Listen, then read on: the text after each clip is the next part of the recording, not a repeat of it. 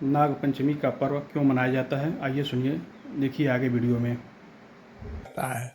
एक बार परीक्षित जी जब राजा थे तो जंगल में शिकार खेलने गए। बहुत दूर चले गए, प्यास लगी तो एक आश्रम में गए। वो मुनि समाधि में बैठे थे, इन्होंने पानी मांगा तो समाधि में कोई शब्द नहीं जाता, कोई सुन नहीं सकता, कोई इंद्रियां वर्क नहीं करती। तत्र केन कम पश्येत केन कम शृणुयात।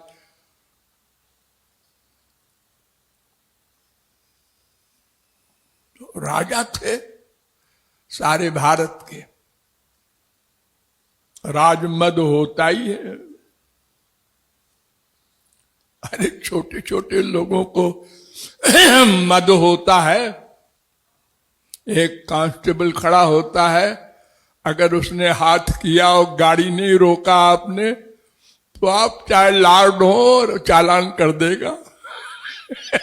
इस समय तो हम ड्यूटी पर है, तो उन्होंने एक मरा हुआ सांप धनुष से उठाया और मुनि के गले में डाल दिया कि ये मक्कारी करके आंख बंद करके बैठा है और हमको पानी नहीं दे रहा है, और चले गए।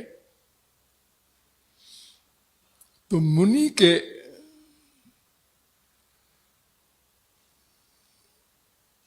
लड़के आए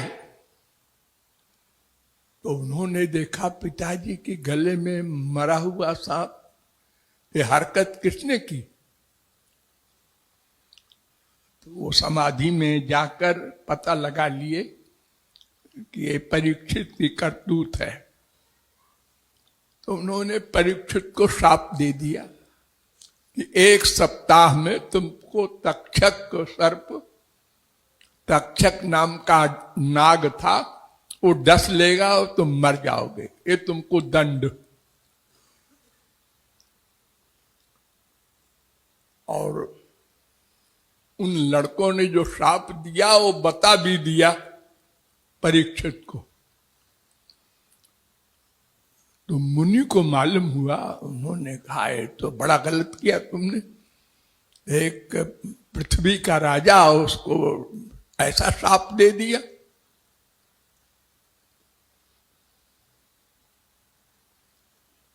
खैर,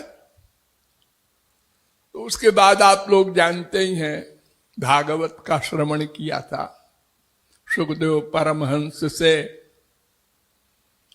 और फिर भी तक्षक ने डसा और वो मरे।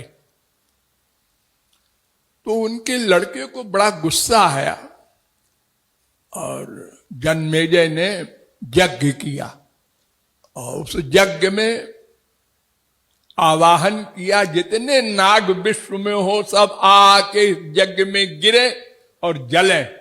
स्पिरिचुअल पावर से कुछ इम्पॉसिबल नहीं होता।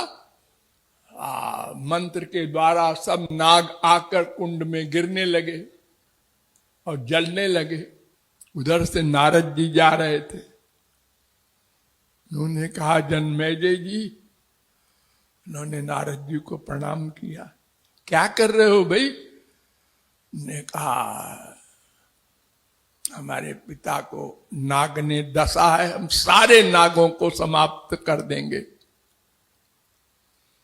हमने कहा अरे देखो ब्रह्मा की सृष्टि है, ऐसा नहीं करते। अरे एक नाग ने तुमको, तुम्हारे पिता को डसा है, उसी को जला देते। सारे नागों के खिलाफ ये पाप है। मां हिंस्यात् सर्वभूतान, वेद कहता है किसी जीव की हिंसा न करो, और तुम इतनी सारी हिंसा किए जा रहे हो।